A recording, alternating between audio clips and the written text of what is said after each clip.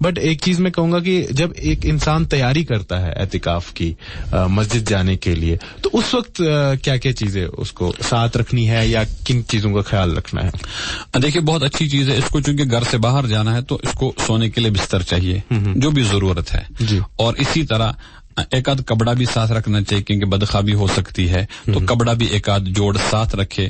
اسی طرح اگر اس کو مسواک کی ضرورت پڑتی ہے, عطر کی ضرورت پڑتی ہے, یہ چیزیں ساتھ رکھ سکتا ہے. اسی طرح تولیہ اپنے منہ ہاتھ پہنچنے کے لیے تو یہ چیزوں استعمال کر سکتا ہے. اسی طرح اگر اس کو دوائی وغیرہ کا مسئلہ ہے تو یہ دوائی بھی اپنے ساتھ لے جا سکتا ہے. یہاں ایک گزارش کریں گے خاص طور پر نوجوانوں کو کہ یہ جو ہمارے پاس فون ہے, بڑا سا فون, اینڈرائڈ فون جو ہے, اس کو گھر ہی میں رکھیں کیونکہ یہ کبھی بھی آدمی کو کہیں سے کہیں پہنچا دیتا ہے.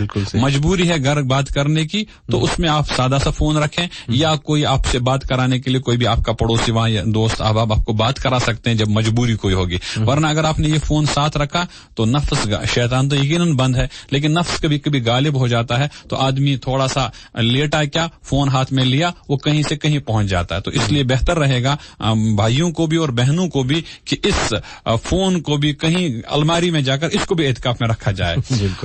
یہ چیزیں ضروری جو چیزیں ہیں وہ اپنے ساتھ رکھیں اور جب بھی رفتہ رفتہ کسی چیز کی ضرورت پڑے گی وہ منگوا سکتے ہیں. اور اعتکاف کرنے والے اعتکاف کے دوران ایک چیز کا خیال رکھیں, وہ یہ کہ اپنے آپ پر مشقت نہیں کرنی چاہیے.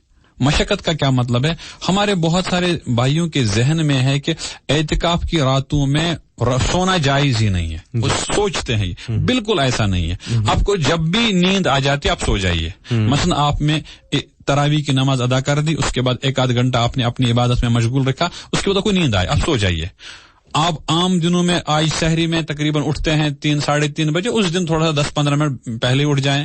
بہت سارے لوگ اسی وجہ سے اعتکاف نہیں کرتے ہیں کہ جی اعتکاف میں تو پورے مہینے پورے ان 10 دنوں میں رات کو سونا ہی نہیں. ایسا بالکل نہیں ہے. آپ کو جب بھی نیند آئے گی آپ سو جائیے. تھوڑا سا عبادت میں اضافہ کرنا چاہیے. فجر کے بعد آپ کو سونے کی ضرورت ہے تو سو جائیے. بہت سارے ہمارے بہنوں کو یہ سوال ذہن میں ہے کہ اعتکاف کے دوران ان 10 دنوں میں قرآن کریم کا ایک ختم کرنا ضروری ہے. اچھا ہے اگر آپ ایک ختم کر پاتے ہیں لیکن ضروری نہیں. اگر آپ کا ختم نہیں ہو پاتا ہے تو آپ کا اعتکاف خراب نہیں ہوگا. آپ جتنا کر سکتے ہیں, مثلا فرائض کی پابندی کر سکتے ہیں, نوافل کی میں ترتیب عرض کروں گا. سحری میں اٹھتے ہیں آپ 2-4 رکعتیں یا 10-12 رکعتیں 8 رکعتیں جتنا بھی آپ سے ہو سکے تہجد پڑھ لیں اور خوب دعا مانگے. اس کے بعد سحری کھا لیں. سحری کے بعد اگر آپ کے وقت بچتا ہے کچھ تلاوت کریں, پھر نماز پڑھ لیں. مرد حضرات چونکہ ان کو جماعت کا انتظار کرنا پڑتا ہے تو وہ جماعت میں نماز پڑھیں. اس سے پہلے وہ ذکر و اذکار میں جو بھی دعائیں ہیں وہ پڑھیں یا تلاوت کریں. نماز کے بعد کچھ دعا وغیرہ کر لیں. اور اگر اس وقت تقاضا ہوگا آرام کرنے کا, بھائی بہن دونوں آرام کر سکتے ہیں. بہن اپنے گھر میں آرام کرے گی اور یہ ہمارا بھائی جو مسجد میں وہاں آرام کرے گا. 2-3 گھنٹے آرام کرنے کے بعد 8-10 بجے اگر آپ بیدار ہو جاتے ہیں تو اس وقت چاشت پڑھ لیجئے. اشراق اگر بیچ میں پڑھا ہے تو وہ بھی پڑھ لیجئے. اس کے بعد تلاوت کیجئے, کچھ اچھی کتاب کا مطالعہ کیجئے. اگر چند آدمی اعتکاف میں ہے تو کچھ اگر وہاں کوئی جاننے والا ہے صحیح تربیت یافتہ ہے تو وہ ان ساتھیوں کی کچھ تربیت بھی کر سکتا ہے. ظہر کی نماز پڑھیں, اس کے بعد تلاوت کریں, اللہ کی یاد کریں, دعا مانگیں. دعاؤں کا بڑا اہتمام کرنا چاہیے. اور ساتھ ہی اگر کچھ تھکاوٹ ہے تو اور تلاوت کیجئے. عصر کے بعد سے لے کر مغرب تک تلاوت میں اپنے آپ کو مشغول رکھیے, درود اذکار میں مشغول رکھیے, درود و سلام پڑھ لیجئے.